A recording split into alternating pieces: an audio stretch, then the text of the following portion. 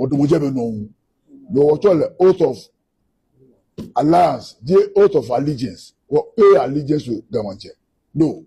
Alliance. The Moshimanji.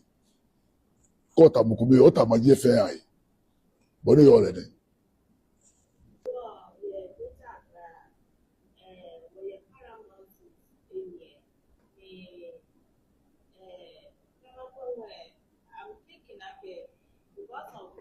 Asante, yeah, no, your any fit on the one or no, yes. Asante Israel solo. Yagama Israel. Asante me amefanta. Ke ote bonga afo region magico me jeme e region mi. Ni ame o allegiance to Asante ni. Amaka me huta na me yame no. Na mu mache ne kwa jeme yame. Chi wo fakuta. Okay, mo hukuta. Wo fe wo the Far East, wo ba at different periods.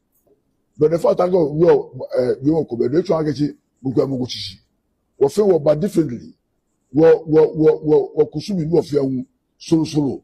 But if you're telling Muguchi, Obe Gamachi.